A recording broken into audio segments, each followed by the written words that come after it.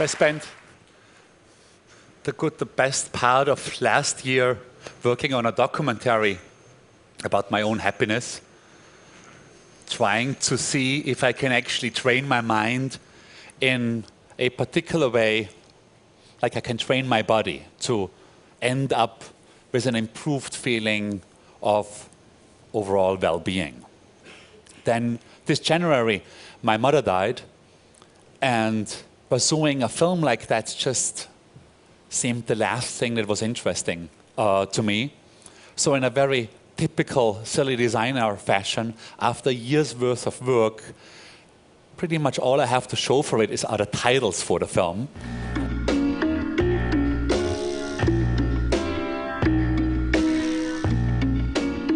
They were still done when I was on sabbatical with my company in Indonesia. You can see the first part here was designed by pigs. It was a little bit too funky, and we wanted a more feminine point of view and employed a duck who did it in a much more filigree fashion.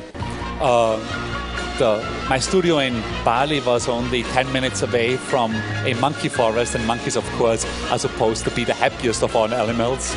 So we trained them to be able to do 3 separate words, to lay out them properly.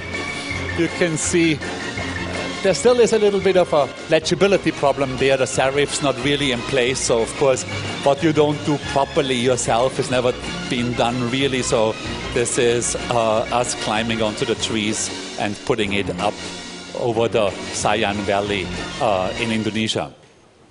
In that year, what I did do a lot was looking at all sorts of surveys, looking at a lot of data on this subject. And it turns out that men and women report very, very similar levels of happiness. This is a very quick overview of all the studies that I looked at. That climate plays no role, that if you live in the best climate in San Diego in the United States or in the shittiest climate in Buffalo, New York, you are going to be just as happy in either places.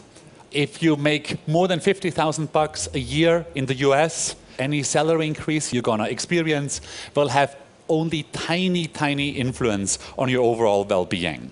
Black people are just as happy as white people are. If you're old or young, doesn't really make a difference. If you're ugly or if you're really, really good looking, makes no difference whatsoever. You will adapt to it and get used to it. If you have manageable health problems, doesn't really matter. Now, this does matter. So now the woman on the right is actually much happier than the guy on the left, meaning that if you have a lot of friends and you have meaningful friendships, that does make a lot of difference. As well as being married, you are likely to be much happier than if you're single. A fellow TED speaker, Jonathan Haidt, came up with this beautiful little analogy between the conscious and the unconscious mind. He says that the conscious mind is this tiny rider on this giant elephant, the unconscious. And the rider thinks that he can tell the elephant what to do, but the elephant really has his own ideas. If I look at my own life, I'm born in 1962 in Austria. If I would have been born 100 years earlier, the big decisions in my life would have been made for me. Meaning, I would have stayed in the town that I was born in. I would have very much likely entered the same profession that my dad did, and I would have very much likely married a woman that my mom had selected. I, of course, and all of us are now very much in charge of these big decisions in our lives. We live where we want to be, at least in the West. We become what we really are interested in. We choose our own profession, and we choose our own partners. And so it's quite surprising that many of us let our unconscious influence those decisions in ways that we are not quite aware of. If you look at the statistics and you see that a guy called George, when he decides on where he wants to live, is it Florida or North Dakota, he goes and lives in Georgia. And if you look at a guy called Dennis, when he decides what to become, is it a lawyer, or does he want to become a doctor or a teacher, there's chances that he wants to become a dentist. And if Paula decides, should she marry Joe or Jack, somehow Paul sounds the most interesting.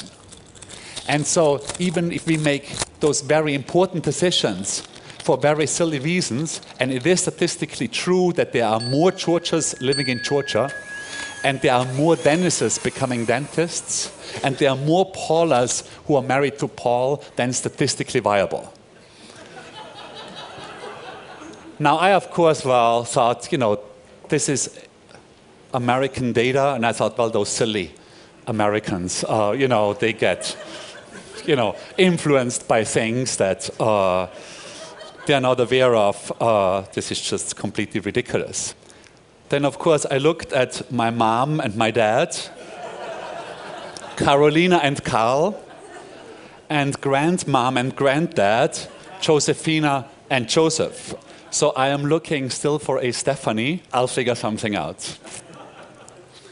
If I make this whole thing a little bit more personal and see what makes me happy as a designer, the easiest answer, of course, is do more of the stuff that I like to do and much less of the stuff that I don't like to do. For which it would be helpful to know what is it that I actually do like to do.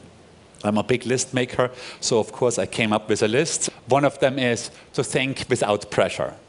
This is a project we're working on right now with a very healthy deadline. It's a book on culture, and as you can see, culture is rapidly shifting around. Doing things like I'm doing right now, traveling to Cannes. The example I have here is a chair that came out of the year in Bali, clearly influenced by local manufacturing and culture.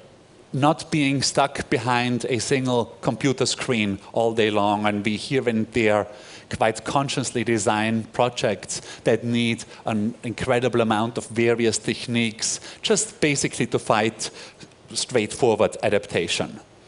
Being close to the content, that the content really is close to my heart.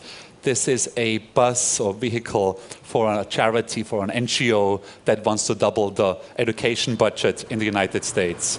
Carefully designed, so by 2 inches it still clears highway overpasses. Having end results, things that come back from the printer well, like this little business card for an animation company called Sideshow on lenticular foils. Working on projects that actually have visible impact, like a book for a deceased German artist whose widow came to us with the requirement to make her late husband famous. This came out 6 months ago and is getting unbelievable traction right now in Germany. And I think that her widow is going to be very successful on her quest. And lately, to be involved in projects where I know about 50% of the project technique-wise, and the other 50% would be new. So in this case, it's an outside projection for Singapore on these giant Times Square-like screens. And I, of course, knew stuff as a designer about typography, even though we worked with those animals not so successfully. But I didn't quite know all that much about movement or film. And from that point of view, it turned into a lovely project, but also because the content was very close. In this case, keeping a diary supports personal development. I've been keeping a diary since I was 12, and I found that it influenced my life and work in a very intriguing way. In this case also because it's part of one of the many sentiments that we built a whole series on, where all the sentiments originally had come out of the diary. Thank you so much.